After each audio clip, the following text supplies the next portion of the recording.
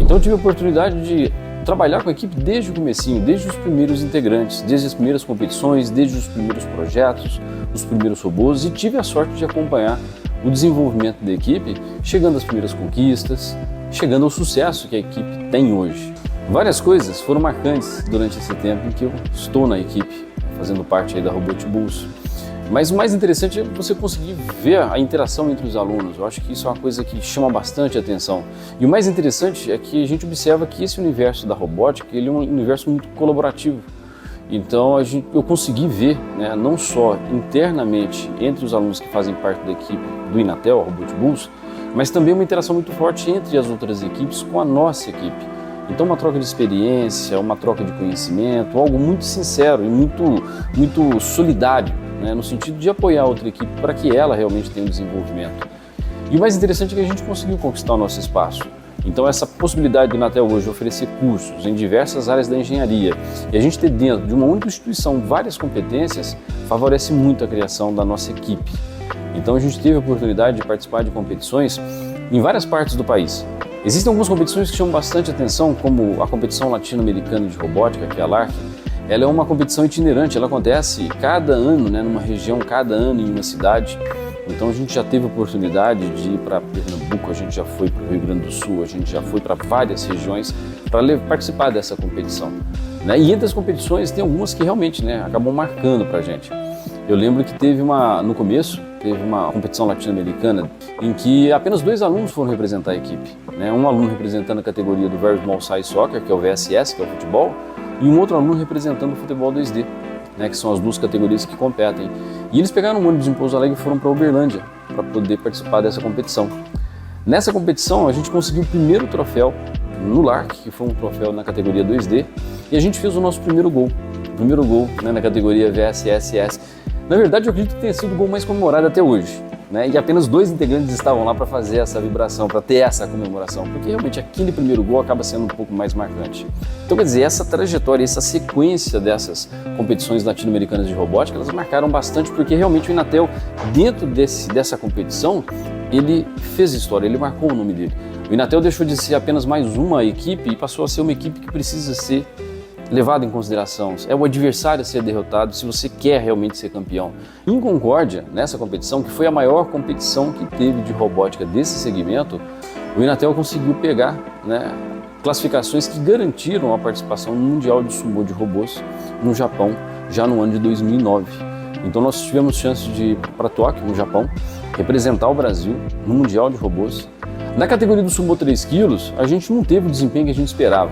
Na verdade, a gente apanhou muito dos japoneses, mas foi legal porque a gente aprendeu muita coisa. A gente viu que realmente o padrão que a gente utiliza no Brasil, ele precisa ser melhorado bastante para buscar um título mundial. E hoje eu garanto para vocês que os nossos robôs eles estão bem melhor preparados para buscar um título mundial. Mas já nessa primeira competição, na categoria do Sumo Mini, a gente ficou entre os 8 melhores no mundo. Então, quer dizer, a gente gosta de brincar de robótica, a gente gosta de fazer robô. Quando eu recebi a notícia inicialmente, eu fiquei muito contente, extremamente entusiasmado com o desafio, né? E não imaginava que a meninada ia para o Japão e voltaria para o 8º lugar.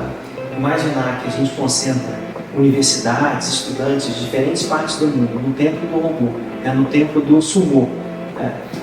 Para se desafiarem e, consequentemente, medirem as forças e os conhecimentos, eu imaginava que a gente teria uma boa colocação, mas não imaginava de forma nenhuma que a gente viria com o 8º lugar do Mundial. Então eu recebi a notícia com muita felicidade e recebi a notícia de que a gente ficou bem colocado com uma felicidade redobrada. Imagino que nos próximos anos a gente tem que voltar, né, a buscar, a sonhar, né, com novos concursos, novos, né, desafios que não aconteçam pura e simplesmente no Brasil, mas que aconteçam fora do Brasil. Quando eu participei da primeira Aerocamp, eu ainda era pró-diretor de graduação, né? E via como sendo um momento assim, importante para a instituição, principalmente por trazer gente de fora para dentro da instituição e colocar os nossos alunos em contato com outras formas de enxergar, né, as áreas de robótica, os conhecimentos. E a gente também tinha a necessidade de ter dentro de casa a possibilidade, né, de ser desafiado. No primeiro momento, achava que a competição teria desdobramentos. E consequentemente a gente conseguiria atrair, né, mais parceiros, escolas, né, da região. Mas o mais interessante da Aerocamp é que ela foi trazendo público não só da região, aqui do Vale do Paraíba, do sul de Minas Gerais, mas também de outras partes do Brasil e até outras partes do mundo. E eu acho que esse crescimento tem que ser incentivado. Na próxima edição a gente já vai ter uma arena, né, do Inatel, que a gente vai poder, né, utilizar para, né, ter mais um palco de competição dentro, né, de toda essa estrutura. E a proposta é que a gente aumente cada vez mais, no intuito de trazer não só competidores nacionais, mas também internacionais. Eu acredito que esse tipo de contato e esse tipo de desafio torna os nossos alunos melhores e, mais do que isso, cria uma ponte do Inatel com o mundo.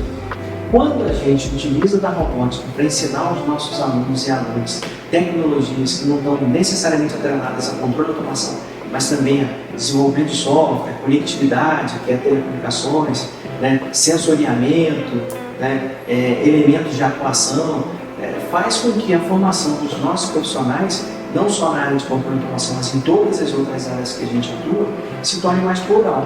E, consequentemente, os alunos que não necessariamente são da área de controle de automação, mas que são de outras áreas e atuam na robótica, vão para o mercado com uma visão diferente. E, consequentemente, com conhecimentos que ajudam a atuação em projetos mais amplos, projetos de verticais econômicas mais presentes na economia brasileira. Eu não tenho dúvida de que, à medida que os conhecimentos e as experiências vão sendo acumuladas, a gente vai transformando os nossos alunos e as nossas alunas em profissionais recém-formados, mas cada vez mais experientes. O principal diferencial, né, dos alunos aí na evolução deles, tanto dentro do Inatel, né, como alunos, quanto depois, quando eles já são aí egressos, né, depois que eles se formam, é que a equipe ela consegue trabalhar ao mesmo tempo duas frentes, né? Ela consegue trabalhar, né, o conhecimento técnico, né, as hard skills aí dos alunos, né, durante os desafios que são colocados para eles durante o projeto dos robôs, aquilo de ter que desenvolver no time das competições também, né? E também, ao mesmo tempo, eles conseguem desenvolver várias soft skills, né?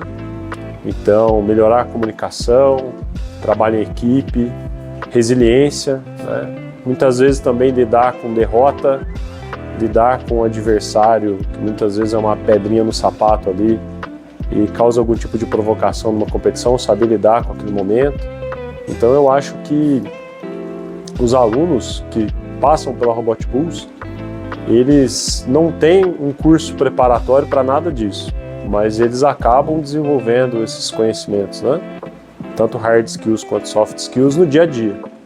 Então eles acabam tendo que uma formação ali bem hands-on, mostrando um pouco daquilo que eles vão enfrentar depois no mercado de trabalho.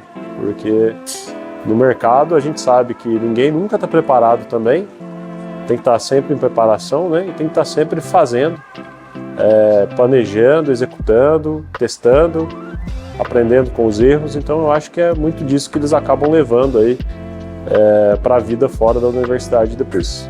Elas são da primeira turma, então foi nítido que a Robot Bulls foi criada pelos alunos, né? A gente fala que a Robot Bulls não é dos professores, não é do Inatel, a Robot Bulls é dos alunos.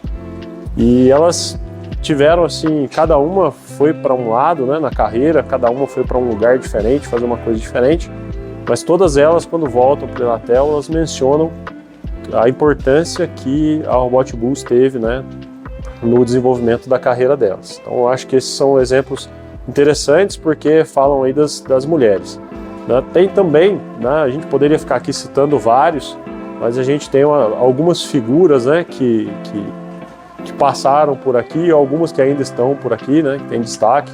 Então a gente tem membros que se formaram e continuam por aqui.